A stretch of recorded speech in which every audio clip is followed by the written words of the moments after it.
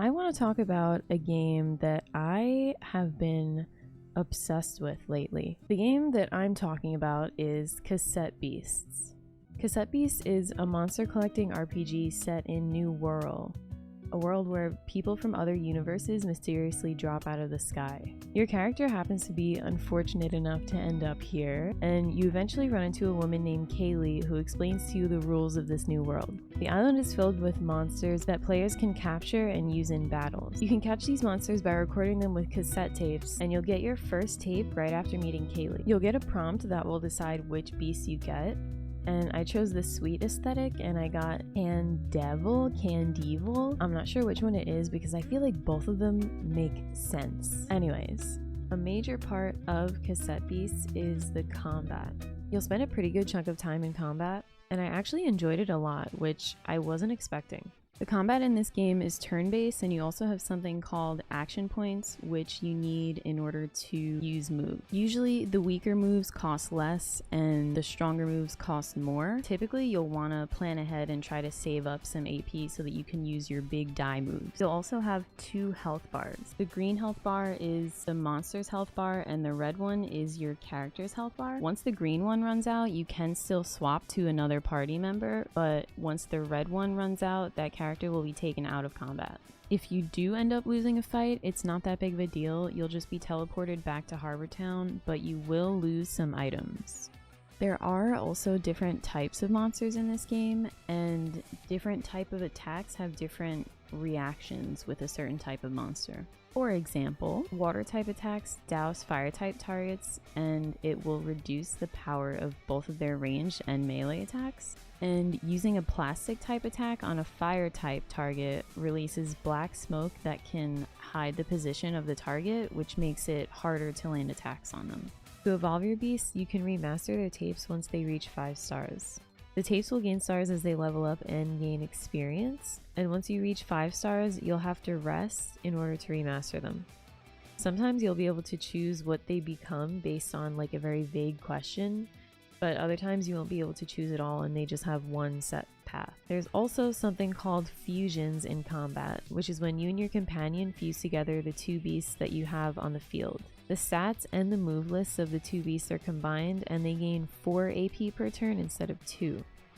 This obviously makes you extremely strong, but there are some downsides, such as now only having 1 turn and the beasts now share status effects. You also can't record tapes while you're fused, so you'll have to unfuse once you're ready to record in a fight if you want to capture a new beast. To catch a beast, all you have to do is record it with a tape during combat. Your chances of capture will increase with the amount of damage done during the recording process, and the chances will also decrease with the amount of damage taken during the process. The beast can't die during the recording process, so you can deal as much damage as you'd like in order to increase your capture chances. If the recording fails, you can repeat it as many times as you want, but once it fails, there is a chance that the enemy could die, so be very careful dealing damage before you start recording again. If you want to give your monster new moves, you can do this by applying stickers to the tape. If you change your mind and you want to use that same sticker on someone else, you can just peel them all off and you won't lose one permanently by using it.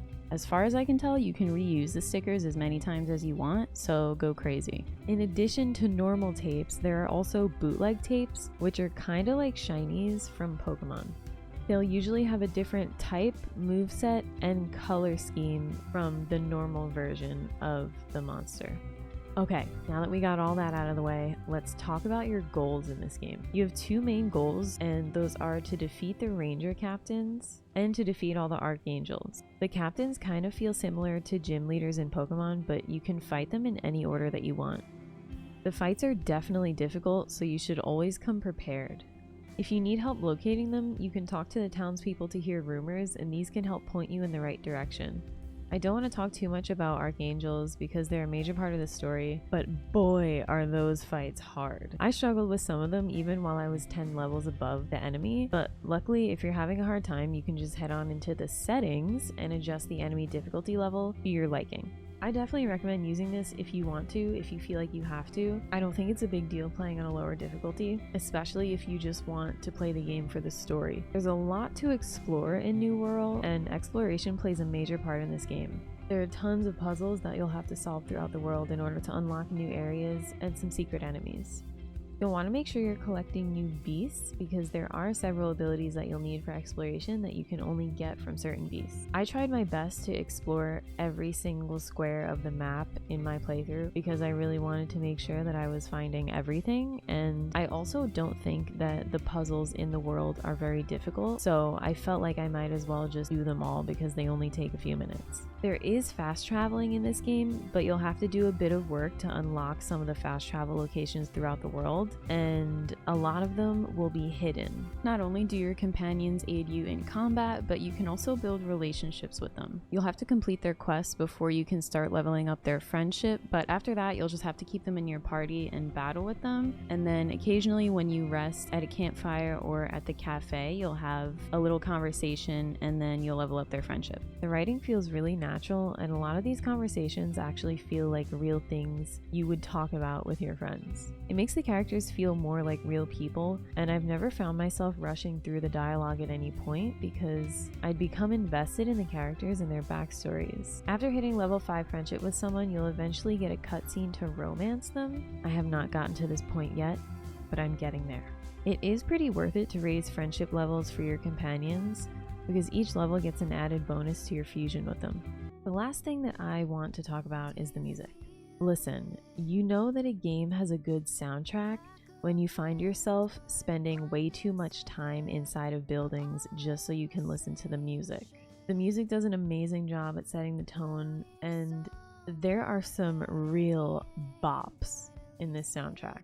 The soundtrack perfectly complements the different environments and moments throughout the game, and it really enhances the overall immersion. Something that I also think is really interesting about the music is that when you're roaming in Harbor Town, you're hearing an instrumental version of the song.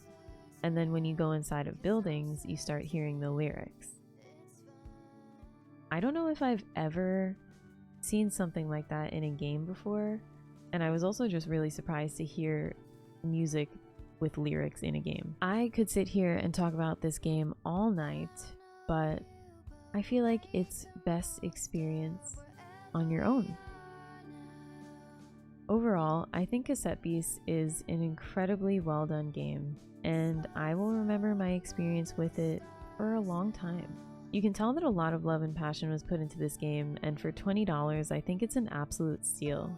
Anyways, I'm gonna shut up now because I've been talking for far too long. Go play Cassette Beasts. You can play it on the Switch, Xbox, and Steam. I hope you guys enjoyed. I will see you next time. Bye!